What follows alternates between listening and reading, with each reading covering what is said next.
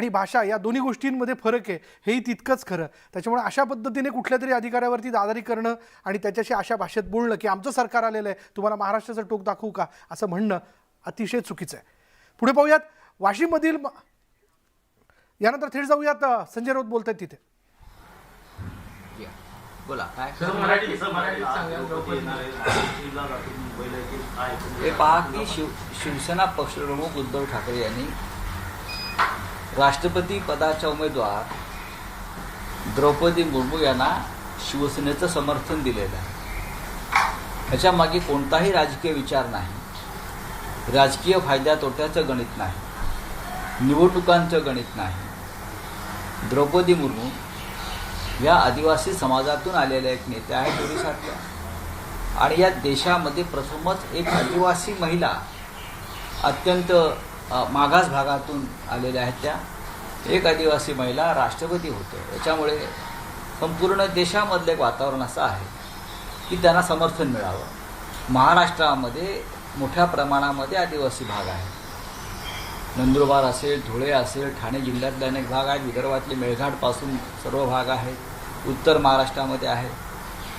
आमचे अनेक आमदार आणि खासदार आदिवासी भागातून आलेले आहेत निवडून.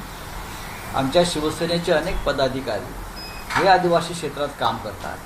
या सगळ्यांच्या भावना समजून घेतल्यावर पक्षप्रमुखांनी निर्णय घेतलेला आहे की द्रौपदी मुर्मू यांना आपण समर्थन दिलं पाहिजे. याच्यामध्ये कोणताही राजकीय विचार नाही. संसदेच्या कामकाजामध्ये जे काही शब्द वापरले जातात ते वापरायचे असतात, त्याची यादी जी आहे ती आता मोठ्या प्रमाणात वाढली. म्हणजे भ्रष्ट असेल किंवा गद्दार असेल, करप्ट असेल, असे काही शब्द जे आहेत ते आता वापरायचे नाही. या असं आहे की ह्या शब्दांवरती बंदी घालण्याची वेळ सध्याच्या सरकारवरती का आली हे पाहावं लागेल. कारण बहुतेक हे सगळे शब्द सध्याच्या सरकारविरुद्ध भविष्यात वापरले जाऊ शकतात या भीतीतून हे झालंय का. आता गद्दार हा शब्द काही अनपार्लिमेंटरी नाही. इतिहास काळापासून गद्दार हा शब्द वापरला जातो. बेईमान, गद्दार, भ्रष्ट शब्द तर वापरला नाही. या देशातला भ्रष्टाचार पूर्णपणे संपला आहे का. मग विधिमंडळ असेल, संसद असेल, स्थानिक स्वराज्य संस्थांची सभागृह असतील, तर भ्रष्टाचार झाला असेल, गैरव्यवहार झाला असेल तर हा शब्द वापरायचा नाही. हा कुठली हुकुमशाही. पण तरी ठीक आहे, आम्ही याचा अभ्यास करू, एकत्र बसू आणि चर्चा. 12 दिवस झाले तर मुख्यमंत्री कार्यालय अजूनही पूर्णपणे सुरू झालेलं नाही. काहीच सुरू झालेलं नाही. महाराष्ट्र परत लॉकडाऊनमध्ये गेले. 100च्या आसपास लोक महाराष्ट्रातील महापुरामध्ये वाहून गेले आहेत, मृत्यू पावले. आपल्याला माहिती आहे का. पहा तुम्ही, 100पर्यंत आकडा गेला आहे की महापुरामध्ये लोक मृत्युमुखी पडलेले आहेत. महाराष्ट्रातल्या अनेक भागामध्ये कॉलराचं थैमान आहे. कॉलराचं थैमान आहे, तिथे लोक मृत्युमुखी पडत आहेत. इस्पितळामध्ये गोंधळ आहे. अशा वेळेला या राज्यामध्ये सरकार अस्तित्वात नाही.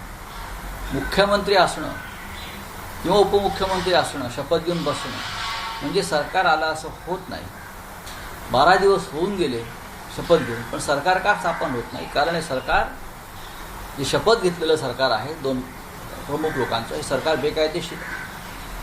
सर्वोच्च न्यायालयानं या संदर्भातली सुनावणी ठेवलेली आणि ह्यातले अनेक आमदार जे आहेत ते त्या बाजूला गेले आहेत. एका गटामध्ये ते अपात्र ठरू शकतात आणि ज्यांच्यावरती अपात्रतेची अशी तलवार आहे त्यांना मंत्रिपदाची शपथ देणं हे घटनाबाह्य कृत्य आहे. हा राजद्रोह आहे आणि हा भ्रष्टाचार आहे राजकीय. हे मी सांगतो. हे याची भीती असल्यामुळे मला असं वाटतं अजूनही शपथ घेण्यापासून ते त्यांना रोखलं गेलेलं आहे. राज्यपालांनी अशा प्रकारचं कोणतंही घटनाद्रोही कृत्य करू नये अशा प्रकारचं पत्र शिवसेनेकडून राज्यपालांना गेलं आहे. घटनेचं पालन आता तरी करा. कालपर्यंत केलं नाहीत, यापुढे करा. आता राज्यपाल कुठे आहेत आमचे. सरकार अस्तित्वात नाही, मंत्रिमंडळ अस्तित्वात नाही, महाराष्ट्र वाऱ्यावर आहे, महापूर आहे, कॉलराचं थैमान आहे. कुठे आहेत राज्यपाल आमचे जे कालपर्यंत आम्हाला मार्गदर्शन करत होते. आता करा मार्गदर्शन. आता गरज आहे या राज्याला आपल्या मार्गदर्शनाची. चला, 12 दिन हो गए शपथ लेके, 12 दिन हो गए, कल 13 दिन भी हो सकते हैं. अभी मैं बोल नहीं सकता हूँ 12वीं 13वीं क्या होती है,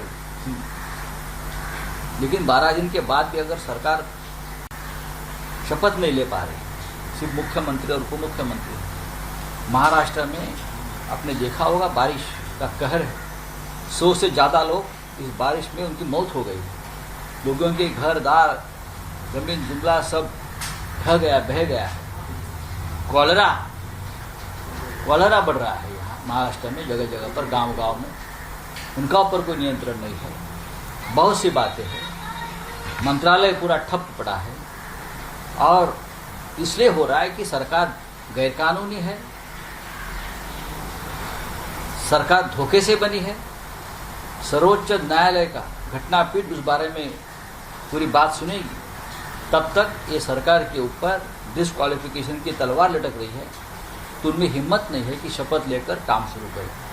अगर राज्यपाल महोदय ने उसमें से कुछ लोगों को मंत्री पद की शपथ दी तो पूरी तरह से घटना का द्रोह होगा, गैरकानूनी होगा। कल तक राज्यपाल महोदय महाराष्ट्र को बहुत मार्गदर्शन करते थे हम सबको, लेकिन आज देखता हूँ 12 दिन से राज्यपाल गायब है। राज्यपाल महोदय ने आप पूछना चाहिए, सरकार क्यों नहीं बन रहे हैं, मंत्री क्यों नहीं बन रहे हैं, महाराष्ट्र में क्या हो रहा है। जब महाराष्ट्र में 2 साल पहले बारिश का कहर था तो राज्यपाल महोदय टूर पर गए थे देखने के लिए, आप भी जाइए। किसने रोका है आपको? आपको मालूम होगा उद्धव ठाकरे साहब मुख्यमंत्री थे तो राज्यपाल महोदय गए थे देखने के लिए, सरकार होने के बावजूद। लेकिन आप राजभवन में क्या करें, आप जाइए, राज्य की जनता आपका इंतजार कर रही है। 15 खासदार काल एकनाथ शिंदे गटाला भेटले असं माहिती पडते, त्यामुळे कुठे किती? 15 खासदार. बापरे, चुकीचा आकडा ऐकला, 115 असतील. 115 असतील, आपण आकडा चुकीचा आहे. कदाचित देशातले सगळे खासदार 280-85 पण भेटले असतील, सोडून द्या. तर दीपक केसरकरने सांगितलं शिवसेना फोडण्याच्या मागे शरद पवारच